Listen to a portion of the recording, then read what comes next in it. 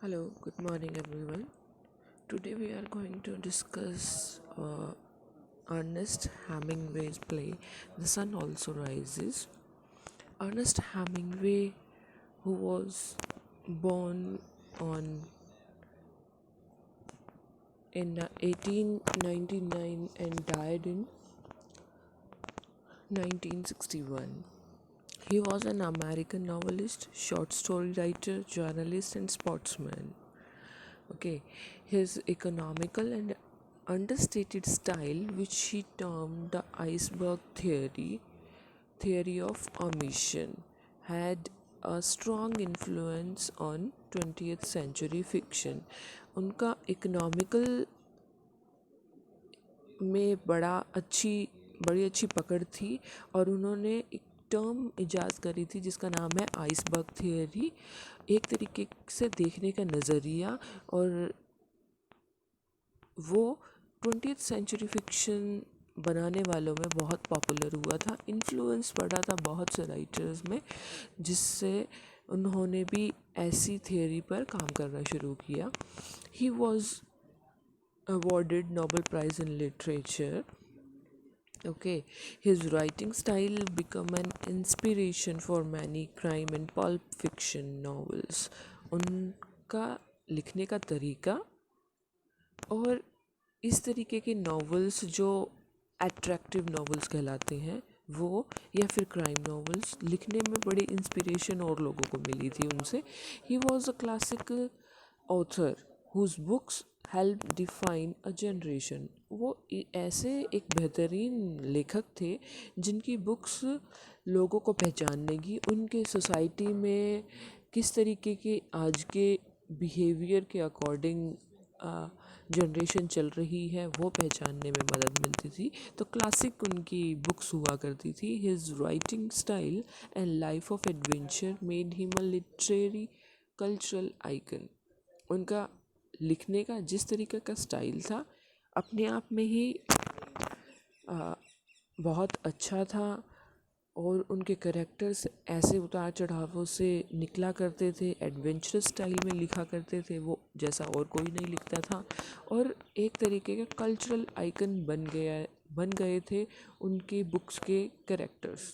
Okay, his experiences during the war heavily influenced much of his fiction and non-fiction writing.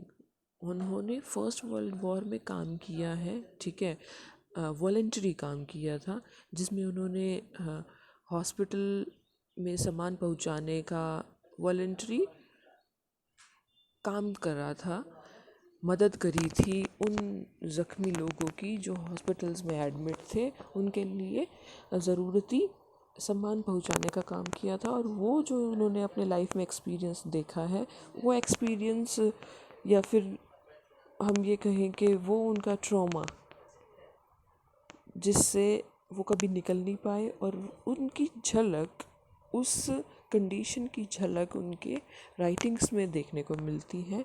जो आज हम play करने वाले हैं वो भी हम उसके अंदर भी फर्स्ट वर्ल्ड वॉर के किस्से हम सुनेंगे, जिससे सारे कैरेक्टर्स इन्वॉल्व हैं कहीं ना कहीं।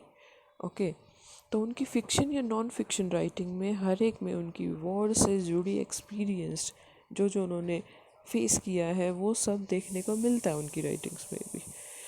Okay, in 1952 he created his philosophical and religious novel। 1952 में उन्होंने एक अपना फिलोसॉफिकल और रिलीजियस नावल लिखा था जिसका नाम था the old man and the sea, for which he was awarded the Pulitzer and Nobel prize. Okay, so shall we start our novel. The Sun Also Rises. First, we are going to discuss its characters and involvement of the characters in the play to develop a plot. This novel was published in 1925. Okay, The Sun Also Rises follows a group of young American and British expatriates as they wandered through Europe in the mid 1920s. Setting कहाँ की, कई 3-4 जगह आएंगे जहाँ पर characters घूमने लग रहे हैं, ठीक है। और साथ में रखी गई है सेटिंग मिड 1920s की ही, जिसमें ऐसे कैरेक्टर्स और यंग जनरेशन को दिखाया गया है जो अमेरिकन ब्रिटिश एक्सपेट्रिएट्स, मतलब जो प्रवासी टाइप के होते हैं और एक जगह से दूसरी जगह पर घूमते हैं, ठीक है।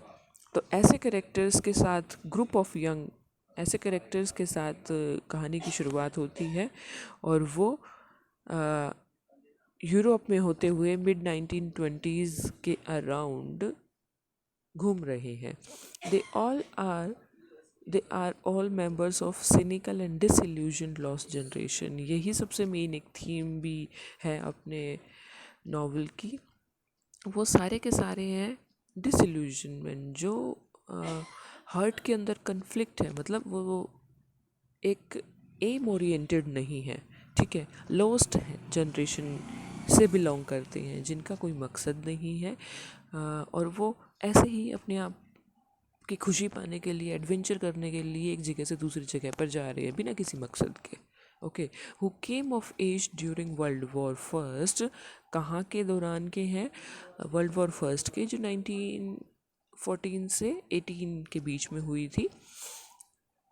Two of the novel's eminent characters, Lady Brett Ashley and Jack Barnes, first person oriented ये नावल की कहानी है, जिसमें जेक अपनी तरफ से ये स्टोरी बता रहा है, ठीक है। स्पीकर जेक बार्न्स है, प्रोटैगनिस्ट है, एंड सेकंड है lady Brett Ashley. Typify the lost generation, basically ये दो जो मेन कैरेक्टर्स हैं, प्रोटैगनिस्ट हैं, जो लॉस्ट जनरेशन से ऑलरेडी बिलोंग करते हैं। लॉस्ट जनरेशन का मतलब मैं आपको बता चुकी हूँ कि जिनका कोई मकसद नहीं है, वो अपने आप में जो जी रहे हैं वो बिना किसी मकसद के जी रहे हैं, बस थोड़ी बहुत जहाँ पे भी खुशी मिलती है वहीं पर रह लेते हैं, फिर वहाँ से बोर हो जाते हैं तो आगे चले जाते हैं, ठीक है। Jake the novel's narrator, okay, is a journalist and world war first veteran, जो अपने आप में जर्नलिस्ट भी है और वर्ल्ड वॉर फर्स्ट को देखता और सह के आया है। जैसा अपने राइटर भी हैं अर्नेस्ट हेमिंगवे, वो भी जर्नलिस्ट रहे हैं जिन्होंने मैगजीन्स अपने टाइम में बहुत लिखी हैं और साथ में वर्ल्ड वॉर फर्स्ट के एक्सपीरियंस वो भी फेस करके आए हैं। During the war Jake suffered an injury that rendered him important. अब फर्स्ट वर्ल्ड वॉर के अंदर उन्होंने जो सर्व किया था उसके साथ एक हादसे का शिकार बन गए थे, जिसमें उनकी फिज़िकल सेक्सुअल पावर ख़त्म हो गई थी, इम्पोटेंट बन गए थे, okay. After the war Jake moved to Paris. अब जिस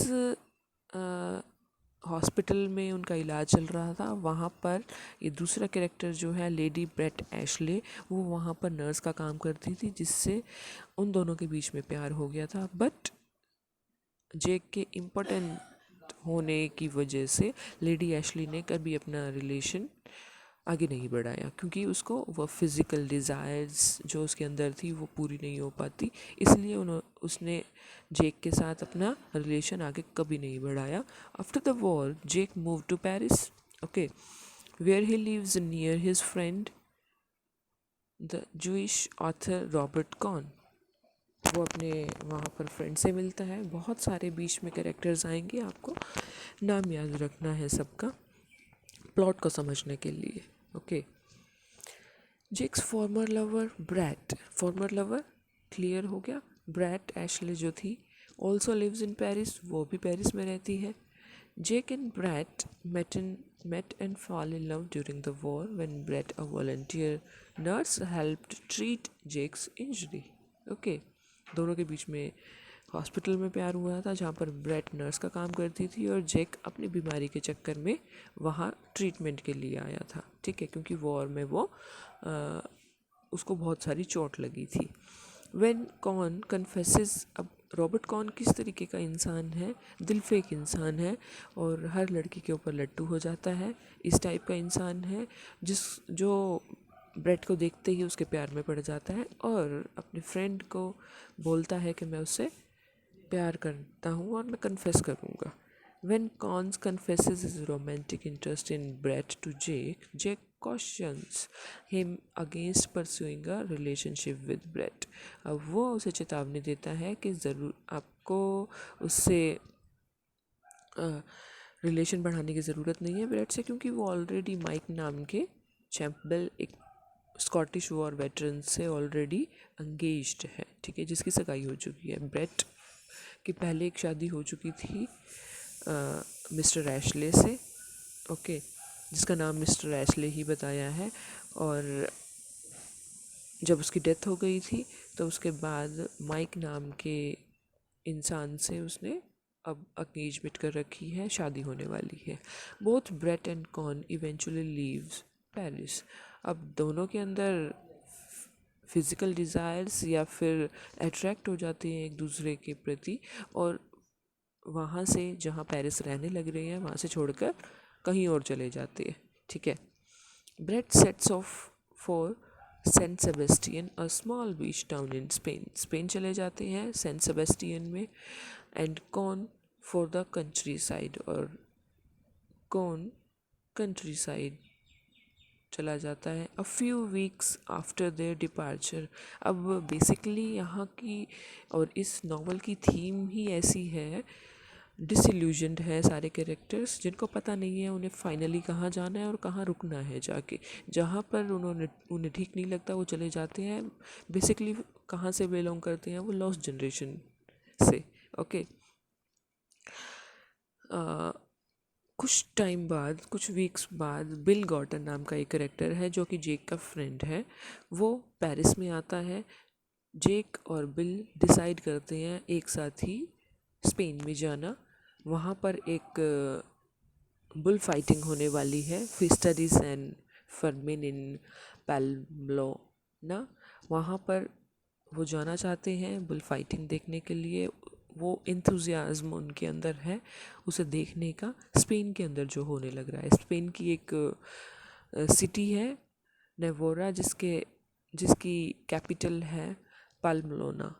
वहाँ पर ये टाइप का फेस्ट होने वाला है जिसको देखने के लिए जेक और बिल डिसाइड करते हैं साथ में जाना, okay, to see the running of the bulls and the bull fights, okay.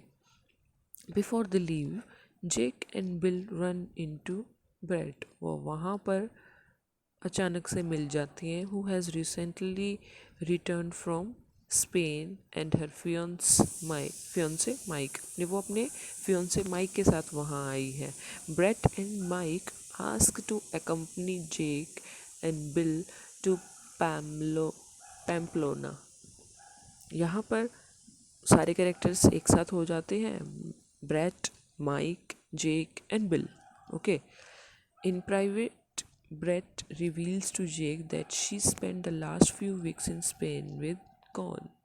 अब वो वहाँ पर कन्फेस करती है कि मैं कॉन के साथ कुछ टाइम तक रही हूँ और मुझे अट्रैक्शन है उसके साथ। Bill and Jake take a train to the south of France. Bill और जेक दोनों जाते हैं south of France, where they meet Cohn. अब लास्ट करेक्टर जो रह रहा था वो भी वहाँ पर मिल जाता है। Bill, Jack and Cohn travel together to Pamplona. अब सारे के वो तीनों की तीनों फिर से इकट्ठा होकर बुल फाइटिंग के लिए पैम्प्लोना स्पेन में आ जाते हैं, where they are eventually joined by Brett and Mike, okay. अब यहाँ पर जहाँ रह रहे हैं, they stay at a local hotel owned by a man named Montoya. Montoya नाम के कैरेक्टर का होटल है जहाँ पर वो सब ठहरे हुए हैं। मोन्टोया इज़ अ बुल आएगा यहाँ पर, बुल फाइटिंग इंथुजियास्ट। वो एक पसंद करने वाला, बुल फाइटिंग को पसंद करने वाला इंसान है। And he is eager to introduce the foreigners to the sport. और और जो लोग उसके जगह पर उसके होटल में ठहरने के लिए आते हैं उनको भी वो इन्फ्लुएंस करता है, फॉरेनर्स को भी ये स्पॉट देखने के लिए। ब्रेट वो बहुत अच्छी अच्छी बातें बताता है, इतना उनको भर देता है उस एडवेंचर से जिसको सब देखना पसंद करते हैं। Brett and Jake are specially captivated by the bull fights. Okay, वो दोनों भी देखना चाहते हैं। And Brett is captivated by 19-year-old bull fighter.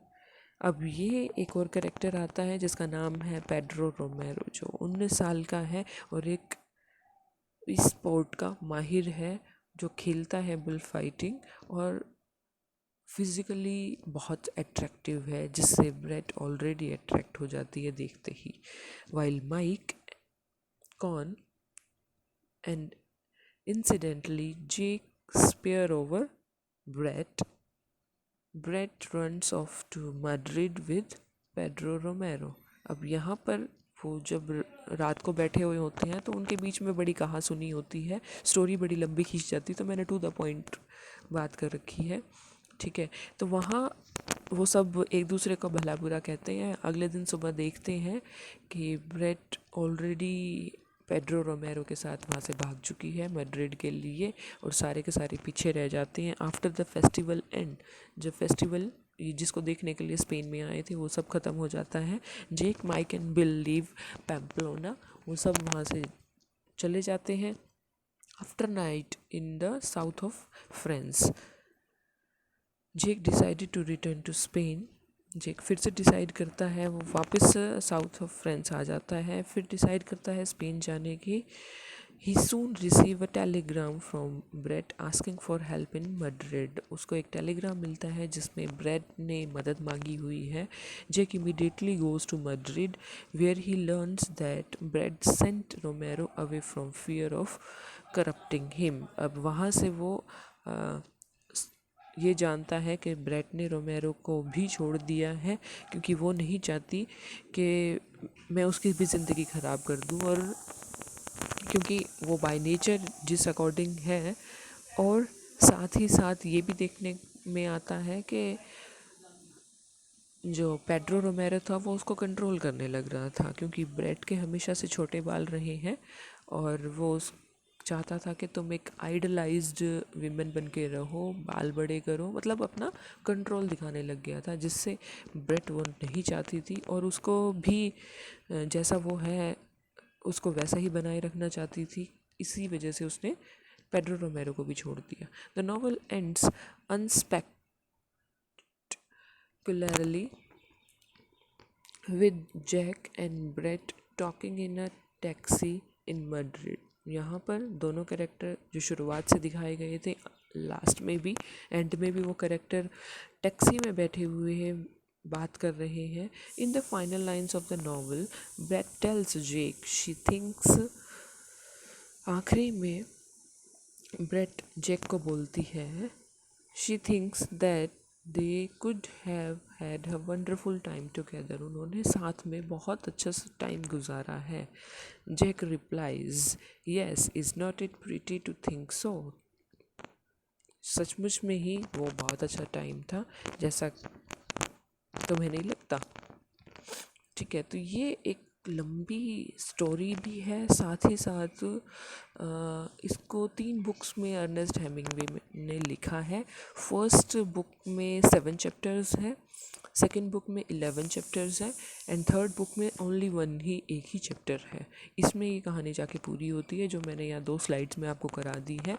बहुत अननेसेसरी चीज़ें भी बीच में हुई हैं जो मैंने स्किप कर दी हैं, बट मेनली ये समझने के लिए कि कैरेक्टर्स किस टाइप के हैं और साथ ही साथ उनका नेचर किस टाइप का है और किस तरीके से जीना पसंद करते हैं, वही सब चीज़ें, वो डिसइल्यूजनमेंट, वो क्या कहते हैं, लॉस्ट जनरेशन से जो बिलोंग करते हैं, जिनका खुद का कोई मकसद नहीं है, जो अपने आप में कन्फ्लिक्ट सिचुएशन में जी रहे हैं और उसका एहसास भी नहीं है उनको कि हमने क्या करना है, फाइनली कहाँ जाके रुकना है, जहाँ पर उनको जो चीज़ खुशी मिलती है, परमानेंट खुशी नहीं, टेम्परेरी खुशी जहाँ मिलती है वो चले जाते हैं। ठीक है, अब यहाँ पे हम एनालिसिस और कर लेते हैं इस नावल का। Hemingway credit Gertrude Stein with coining the term lost generation. Okay, बहुत अच्छा सा गर्ट्रूड ने क्रेडिट दिया है हेमिंगवे को कि उन्होंने लॉस्ट जनरेशन जैसी एक टर्म को इजाज़त किया है। Stein referring to Hemingway and his writer friends reportedly told him, "You are all lost generation." Okay, a remark Hemingway used as an epigraph to the sun also rises। और ये एक तरीके का कोट जो सन ऑल्सो राइजेस बेसिकली ये जो title भी लिया गया था वो एक अर्नेस्ट हेमिंगवे ने बाइबल की कोटेशन से लिया था। ठीक है, चाहे कुछ भी हो जाए अंत में सब चीज़ अच्छी हो जाएगी, होप के साथ इस टाइटल को इसलिए रखा गया है। As bitter as it may be, it is fitting. The sun also rises capture the existential disillusionment characteristic of the lost generation. वहाँ पर किस टाइप के मेन मोटिव को दिखा रहे हैं? एग्जिस्टेंशियल कैरेक्टर्स हैं जो अपने आप में जिनको मीनिंगलेसनेस है, मकसद नहीं पता है, लाइफ को मीनिंगलेस जी रहे हैं। ठीक है, लॉस्ट जनरेशन के हैं। Its main character Jake, Brett and their acquaintances are mentally, emotionally and morally lost. Okay, main characters भी ऐसे ही हैं। Their lives lack meaningful foundation and their romantic attachment are fleeting. ये भी सही है। Although they regularly go out together, their revelry is often joyless। ये भी सही है, बेशक वो शायद रोज़ के घूमने वाले हों लेकिन सब चीज़ निरर्थक है उनकी, किसी मकसद के साथ कुछ एंड नहीं हो रहा।